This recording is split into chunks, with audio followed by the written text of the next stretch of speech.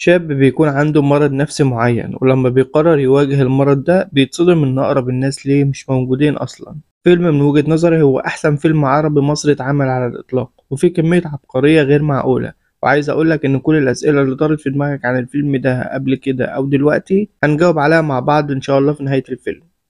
تعالوا نشوف. في البداية أحب أقولك إنك بتتفرج على أقوى قناة تلخيص أفلام في مصر. ببساطة كده إحنا بنجيب لك الفيلم الساعة ونص ساعتين في 10-12 دقيقة بطريقة سلسة ومبسطة وسريعة. فلو بتحب النوع ده من الفيديوهات اتأكد إنك عملت اشتراك في القناة وخد لك لفة كده على الحلقات اللي فاتت وفعل الجرس عشان يجيلك إشعار بالحلقات اللي جاية إن شاء الله. ولو عجبك الفيديو ده مش هوصيك تعمل لايك لأنه أكبر دعم لنا وأكبر دليل إن الفيديو فعلا عجبك. بيبدأ الفيلم مع حسن اللي بيجيله مكالمة من رقم برايفت، وبيكون اللي بيكلمه ده بيهزق فيه وبيشتمه كأنه متعود على كده، وبيقفل حسن في وش الخط. لما يطلع حسن للشارع بيلاقي عربيته غرقانة بالتراب ومكتوب عليها حمار، والبواب بيبصله كده وبيضحك عليه بطريقة. ومع ذلك بيركب حسن العربية وبيمشي وبيروح لصندوق البريد وبيحط فيه جواب وبيمشي وبيروح على شغله وبيكون شغال مهندس طيران بالمناسبة. وبيجي عليهم هو واقف مع زمايله وواحد تاني كده صاحبهم، وبيعزم حسن على فرحه وبيقوله ما تتأخرش هستناك. بيكلم مدير المكان حسن في اللاسلكي وبيطلب منه يروح له مكتبه. فلما بيروح له المكتب بيلوم عليه انه جه شغله وهو في يوم اجازته، فبيقول له رغم انه عارف انه بيحب شغله لكن لان شغلهم حساس قوي فمش مسموح فيه بغلطة لانه متعلق بارواح ناس فلازم تكون مركز 100%. فبيمشي حسن وبيروح لكافيه كده بيحب يقعد فيه، وبيكون السايس بيكلمه بطريقة مش كويسة لمجرد ان حسن عايز يركن عادي يعني. ولو هتاخد بالك في عربية حسن نظيفة مش زي ما كان شايفها في اول اليوم. ركز معايا عشان ما تتوهش مني. عملت لايك ولا لسه؟ يا عم ماشي. المهم حسن وهو قاعد في الكافيه بيكون في بنت بتحط روج وبتبص في سكينة كده فبتعكس نور الشمس في عين حسن فبتلفت انتباهه. فراح لها حسن وبيقول لها ان موبايلك ده بما انه بكاميرتين فانت ممكن تستخدمي الكاميرا الامامية بدل السكينة دي. فبتضحك ضحكة سخرية كده وبتقول له انت مالك اصلا. فبيتحرك حسن قوي وبيمشي يقعد في مكانه وبيكون بيبص لها كتير ومركز قوي وبنعرف انه بيرسمها. وبيروح حسن عند محل موتوسيكلات وبيفتكر ان هو دايما يقول له انه عايز يشتري موتوسيكل، وفعلا بيقول له فرد الامن انه عايز يشتري موتوسيكل، لكن فرد الامن بيقول له ان المحل قافل وتقدر تيجي 10 الصبح يا حيوان. ايه ده هو بيشتمه ليه؟ وبيروح حسن للبيت وبيلاقي مامته وبيهزر معاها شويه وبعدين بيطلع البلكونه فبيلاقي باباه قاعد لوحده وبيخضه اول ما بيدخل عليه. بيدخلوا جوه وبيكون بيحكي له على البنت اللي هو معجب بيها اللي هي احرجته من شويه، وبيكون بيسال ابوه عنها لكنه بيكون مش عارف عنها اي حاجه خالص. وتاني يوم بنشوف حسن في الكافيه وبيكون برضو الويتر بيكلمه بطريقه مش كويسه اللي هو اتنيل اقعد اترزح حضرتك في اي حته كده يعني. بنشوف البنت في الكافيه وبتكلم واحده صاحبتها وبتقول لها على اسم واحد نصب عليها في مبلغ معين عشان تحاول تعرف عنه اي معلومات. فبتيجي حسن فكره ويكلم رقم الكافيه ويقول له انه عايز يكلم حسن، ولما يسال ويتر نقول له مين يقول له نفس اسم النصاب اللي البنت كانت بتقول عليه من شويه. لما بيقول الويتر لحسن ان في حد عايزك بيقول له مين فبيقول الاسم بصوت عالي عماد حنفي محمود. كده تعرف البنت اللي حسن ده يعرف عماد النصاب فتروح تتكلم معاه. دي كانت الخطه وفعلا ده اللي بيحصل. واول ما حسن يطلع من الكافيه تروح ورا البنت دي وتقول له ان الشخص ده نصب عليها في مبلغ معين وانها عايزاه يساعدها، وبتطلب منه رقم عماد ده علشان تتواصل معاه لكنه مش بيرضى وبيقول لها ممكن تعطيني انت موبايلك وانا اقول له لو قبل يكلمك انتوا حرين بقى مع بعض. عامل فيها تقيل يعني وكده لكنها ما بترضاش وبتقول له هات انت رقمك وانا هكلمك. فبيسأل عن اسمها وبتقول له فريدة، وبيروح على طول يحكي لابوه اللي حصل وبيقول له انها مش هتكلمه النهارده، وبيقعد يحكي له هو اتعرف على امه ازاي وشويه ذكريات وكده. تاني يوم بيروح حسن للشغل برضه وبيقول له واحد من زمايله يا ابني انت في اجازه كده المدير هيتكلم معاك تاني. فعلا على طول بينادى عليه المدير في المايك وبيقول له انت مهمل لانك بتخالف التعليمات. وبيسمعوا كل اللي في المكان وبيتلم عليه كل المهندسين زمايله وهو بيكلمه بطريقه مش كويسه. ولما بيطلع حسن من المكان بترن عليه فريده وبيطلب يقابلها علشان عماد بعت لها فلوس معاه، وفعلا بتقابله وبيقول لها ان عماد بعت 500 جنيه ولما بتاخدهم بتكون هتمشي كلبة فلوس. وبيقول لها طب عماد بعت 1000 مش 500 بس ممكن تقعدي معايا شوية. وفعلا بتقعد معاه وبيكون عايز يتكلم معاها شوية، ولما بيتكلموا شوية بتاخد فريدة في الآخر الفلوس وبتمشي. وبنشوف حسن وهو في البيت وبيكون بيكتب جواب من الجوابات الكتير اللي بيكتبها ويطلع بره ويتكلم مع مامته وبتكون مستغربة انه بيلبس كاجوال لان دي مش عادته، وبتطلب منه يبقى يعدي على شقتهم اللي مأجرينها يجيب الإيجار من السكان لكنه بيقول انه هيسحب فلوس من البنك الأول. ونشوفه هو في محل الموتوسيكلات ورايح يشتري فعلا الموتوسيكل اللي كان نفسه فيه، وفعلا بيتفق على السعر وخلاص هيخلص، وبتكلمه فريدة وبيبقى هيروح يقابلها، وفعلا بيقابلها بحجة ان عماد بعت 1000 جنيه تاني. بنشوف حسن بالموتوسيكل بتاعه وواحد تاني سايقهوله وبيطلب منه يعلمه سوقته. وتاني يوم بنشوف حسن برضه رايح لشغله وبيقابل المدير، وبنشوف حسن وهو في البيت وبيفصله من الشغل لانه مش ملتزم بالتعليمات وبيسيبهم وبيمشي. وبنشوف حسن وهو في البيت بيرن تليفونه برقم برايفت، ولما بيرد برضه بيكون حد بيشتمه وبيكلمه بطريقه مش حلوه. بيكتب جواب للسيد رئيس الجمهوريه، وبيكون كل الجوابات اللي بيكتبها دي للرئيس بالمناسبه، وبيبعتها له على البريد. وبالليل وهو واقف قدام عربيته بتيجي فريد عليه وبتقول له واقف ليه لوحدك، وبيتبسط انها جت لانه عايز يتكلم مع حد، وبياخدها وبيروح لمكان كده يتكلموا فيه شويه. ولما بيخلص معاها بيروح لقهوه بلدي وبيطلب من المجموعه دي يقعد معاهم، وبيقول له الاخ ده يا عم اقعد، انت لازم تكون عارفنا يعني، ما حدش فينا يعرف التاني اصلا. بيكون الشخص ده بيلعب دومنا غلط بسبب نظره الضعيف، لكن حسن بيساعده انه يلعب صح لحد ما بيكسب، وبيكون مش مصدق نفسه انه كسب لانه عمره ما كسب خالص، وبيهنيه حسن على المكسب ده وبيسيبه وبيمشي. وبيروح البيت ببوكيه ورد المفروض انه كان واخده لفريدة، لان الكارت اللي في الورد مكتوب عليه اسمها، لكنه راح بيه البيت فبيهزر مع امه وبيقول لها انه مفكر ان اسمها فريدة وكده. وبيبقى قاعد في الصاله مع ابوه بيتكلموا تاني عن فريدة، وبيكون ابوه متضايق ان فريدة هي اللي بتكلمه وبتقابله بمزاجها وقت ما هي تفضى، فبيغلوش حسن بالكلام وبيقول له بقول لك ايه، انا اتعلمت سواقه الموتوسيكل، ما تيجي اما ناخد لفه سوا. وبيطلعوا فعلا، واول ما بيجي يمشي بيقعوا بالموتوسيكل. وبنشوف حسن وابوه في البيت تاني بيلعبوا شطرنج، وبيكلموا ابوه عن مشروعه وان البلد هنا مش هتقدر قيمه المشروع ده، وان انت اشتغل على مشروعك وركز فيه يا حسن. وبنشوف حسن وهو واقف مع مامته وبتسأله ليه سحبت فلوس من البنك، وبيتضايق انها بتعرف عنه كل حاجة لمجرد انها موظفة في البنك. ولما بيهدوا شوية بيقول لها انه اشترى موتوسيكل ب55,000، وباقي ال70,000 اللي اتسحبوا من البنك جبت بيهم لابتوب جديد. وبيجي المشهد على حسن وهو مع فريدة في مول وبيشتروا شوية حاجات، وبيكونوا برضه بيدردشوا سوا شوية. وبنشوف حسن وهو في البيت بيتكلم في التليفون، وبيكون التليفون من رئاسة الجمهورية، وبيقول له هنستناك على الساعة 6 في قصر الرئاسة، بعد ما بيفكر انها مقلب وبيهزر لكنه بيتأكد انها بجد. وفعلا بيروح للقصر وكله فخر، لكن اول ما بيقرب بيوقفوا الامن بالاسلحه ويفكروه انه معاه قنبله وهو اصلا جايب جاتوه للرئيس. ولما بيدخل جوه بيقابل حد مسؤول او سكرتاري يعني، وبيقول له ان التليفون اللي جالك ده مقلب مش من الرئاسه خالص، وكان ممكن تؤذي نفسك لو اي حد من الامن شك فيك. وبيسيبه وبيمشي. ولما بيمشي بيجي له تليفون تاني وبيقول له نفس اللي كان بيكلمه قبل كده، شربتها يا كروديا. ولما بيروح للبيت بيلاقي امه قاعده بتعيط، ولما بتساله كان فين بيقول لها انه كان بيتمشى عادي، وبتكون زعلانه عليه وبتقول له انت لازم تروح لدكتور يشوفك، وبتكون مقتنعه انه مش طبيعي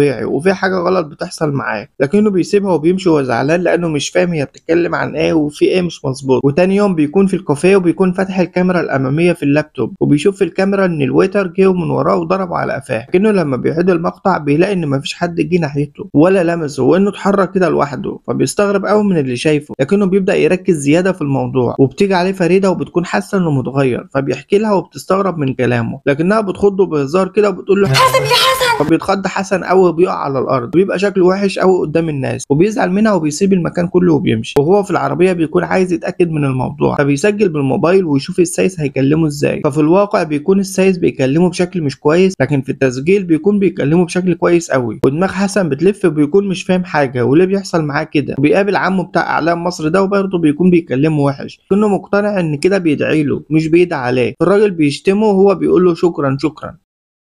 وبنشوفه في البيت وبيكون برضه لسه بيكتب جوابات للريس. وبالليل بيقابل فريدة وبيقول لها كده وصلت كل فلوسك من عماد. ولما بتعمل حوار وبتقول له ان الفلوس اكتر من كده عشان تقدر تشوفه تاني، بيقول لها لا هم دول وانا اتاكدت من عماد، هو اصلا ما فيش عماد لو مركز يعني، ده بس كوبر عشان يعرف يتكلم معاها في الاول. المهم بيقول لها في الاخر ها هشوفك تاني ولا لا، فبتركب وراه وقت على الموتوسيكل. وبنشوفهم هم في رحله كده على البحر، وبيكون حسن بيصورها شويه صور حلوين كده على البحر، وبيكونوا مستمتعين بوقتهم قوي. وبيكون حسن مبسوط عشان هي كمان اعجبت بيه. وبيقعدوا على الارض كده وبيتكلموا شويه ويتمشوا شويه، وشويه كلام غموض وشويه كلام رومانسيه وشويه حاجات لذيذه كده. وبيكون اللحظات دي هي احسن لحظات عاشها حسن في حياته تقريبا. ولما بيرجعوا بيوصلها حسن للبيت، وبيرفض انه يطلعها للدور السادس على السلم، وبيقول لها استني البواب يساعدك، وبيسيبها وبيمشي. وبيطلع شقته وبيكون ابوه وامه قاعدين، وبيبصوا له ابوه كده وبيقول له يمشي دلوقتي يعني. وفعلا بيمشي حسن وبيروح على القهوه لصاحبه اللي ما يعرفوش ده، وبيتكلم معاه حسن وبيقول له انه عايزه يحكي له حاجات حزينه ومؤثره. فبيقول له الواد اللي كان بيلعب معانا دومنا المره اللي فاتت مات يا عيني. فحسن بيقول له عادي ما تأثرتش، وبيقول له كام حاجة تانية وما بيتأثرش حسن لحد ما جاب له حاجة من الشمخ الجواني، وبيقول له قصته بقى مع الحياة، وإنه قاعد على القهوة ديت 25 سنة مش لاقي شغل، وإن نظره ضعيف والحياة بتختفي من قدامه واحدة واحدة، والحياة بالنسبة له بقت صوت بس من كتر ما نظره بيضعف كل شوية، وإن عمره ضاع من غير شغل ولا جواز ولا أي حاجة، وبيكون كل اللي في القهوة سامعين ومركزين معاه ومتأثرين أوي بالكلام، وحسن عادي ومش متأثر. فلما بيشوف الكل متأثر وهو عادي بيقول على نفسه بشكل كوميدي كده هو أنا جبلة ولا إيه؟ وتاني يوم بيكون حسن نايم، فبتصحيه مامته علشان يقعد مع واحد عايز يأجر الشقة بتاعتهم، وبيطلع يقعد معاه فعلا وبيكون متضايق، ومجرد ما بيتكلم الراجل وبيحاول يتكلم معاه عن أي حاجة بيخلص مع حسن الكلام وقتي، لكن الراجل بيحاول يتكلم تاني وبيحاول يعرف عنه أي معلومات شخصية، فمجرد ما بيعمل كده بيهجم عليه حسن وبيعرف إنه دكتور نفسي، بيكون متضايق أوي حسن، وفجأة بيجي عليه أبوه وبيقول له تعالى يا بابا شوف ماما وتصرفاتها، وبتيجي عليه أمه وبتقول له سيب أبوك في حاله بقى يا حسن، فبيقول لها أنا بسأله، فبتقول له مش هيرد عليك يا حبيبي مش هيرد عليك، بيقول لها ليه؟ فبتقول له مش هيرد عليك يا حسن لانه مات. وهنا بيجي وقت الصدمه وعدم قبول الحقيقه من حسن، ويزعق فيها جامد حسن وبيقول لها وبنشوف حسن وهو بيهرب من الحقيقه دي وبيرجع تاني يقعد لوحده، وبياخد الموتوسيكل بتاعه وبيمشي بعيد، وبيكون كلام امه في دماغه ومش قادر يبطل تفكير فيه، ولما بتسال مام حسن الدكتور بيقول لها ان حسن ذكي، وذكائه ده هيخليه يتقبل الحقيقه بسرعه لانه هيقدر يتغلب على الصوت اللي بينكر الحقيقه دي في دماغه. وفعلا بنشوف حسن وهو قاعد في المكتب مع ابوه من تاني، لكن المره دي بيقرر يواجه الحقيقه، وبيكون ابوه بيحكي له عن ذكريات بينهم وقد ايه هو بيحبه وكده، فبيعلي حسن صوت الميوزك قوي، وابوه بيطلب منه انه يوطي الصوت، لكن حسن بيعلي اكتر وبيحط الريموت قدام ابوه اللي هو الريموت اهو وطي انت،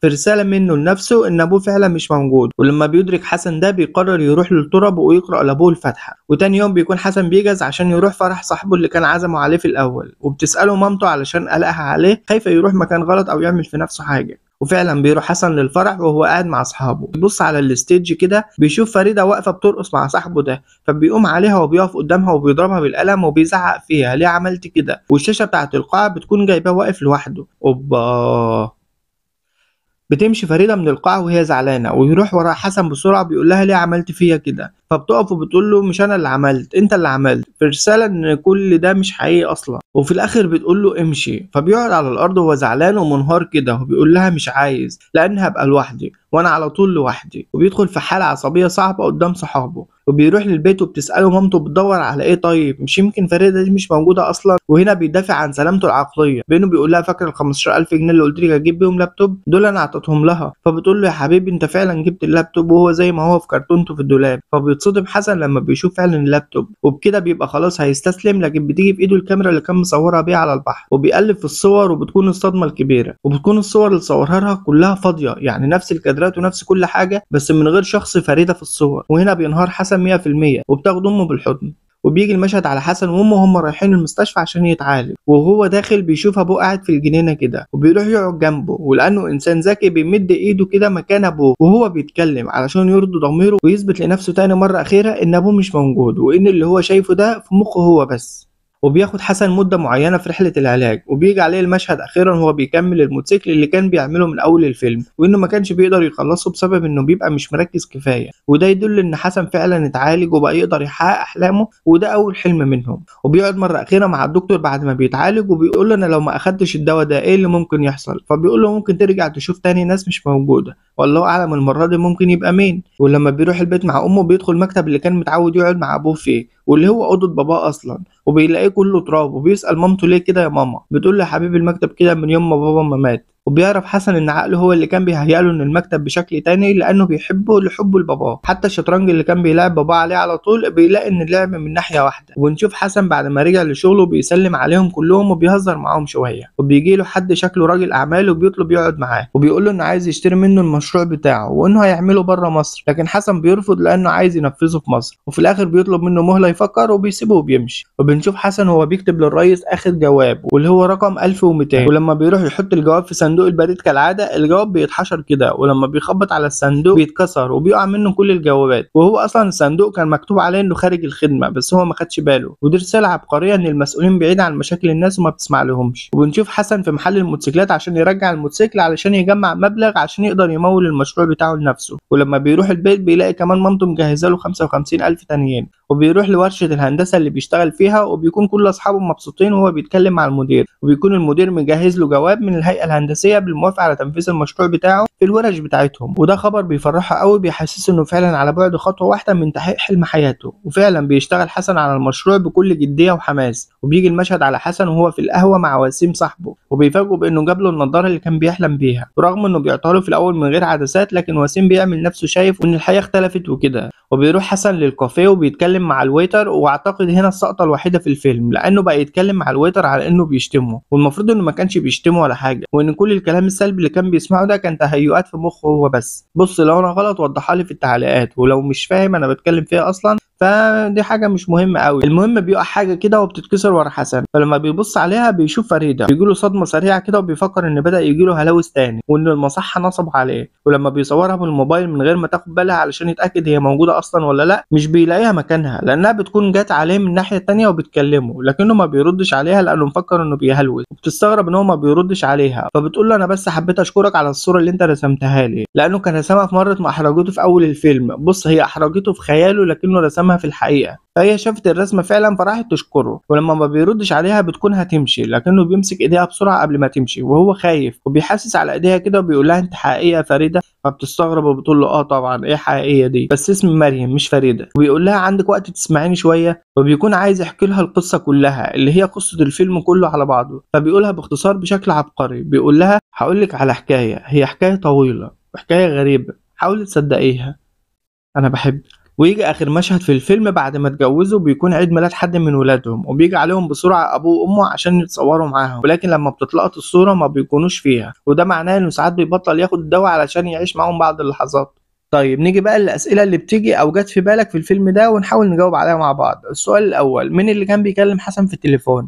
الحقيقة إن حسن هو اللي كان بيكلم نفسه، وفي فعلا خاصية في الموبايل بتعمل كده، وهو كان بيعمل ده من نوع من التحفيز لنفسه علشان يتحرك وياخد دايما خطوة لقدام في حبيبته، في مرضه، في مشروعه كده يعني. طيب ليه دايما حسن كان بيلبس سماعة في ودنه؟ انا رايي لسببين. الاولاني انه بيحس دايما ان الناس مضطهداه وبتشتمه، فده نوع من الهروب من الواقع اللي هو فيه. والتاني انه حب الموسيقى من ابوه اللي كان دايما بيدخل المكتب وبيشغل اغاني او موسيقى وبيسمعها معاه. طيب ليه دايما حسن كان مضطهد اصلا، وليه دايما كان بيشتكي للرئيس؟ احنا اتفقنا ان حسن شخص مريض، ومرضه ده حوله لشخص اعتمادي، اللي هو انا هتكلم مع ابويا اللي اكيد عارف وخبره عني عشان يقول لي اتصرف ازاي في مشكله معينه. وكذلك مشاكله مع الناس، نفس الحكايه مع الرئيس في المشاكل الاكبر يوصلها للرئيس عشان بس يثبت لنفسه ان المشكله دي في غيري مش فيا. وطبعا ابوه او الرئيس في عقله مش هيكون الا منصف لافكاره، لانهم ببساطه في خياله هو بس مش اكتر. بس كده يا صديقي، بيخلص الفيلم لحد هنا، وكل وصل لهنا انتوا اجدع ناس. ما تنساش تقول رايك في التعليقات، ولو في اي اقتراحات تحب نعملها احنا بنقرا وبنرد على كل التعليقات. هسيب لك 4 اقتراحات ل4 افلام، لو معاك وقت شوف اللي يعجبك فيهم. وفي الاخر كالعاده ما تنساش اخواتك من دعواتك. صلى على النبي محمد. سلام. يلا سلام.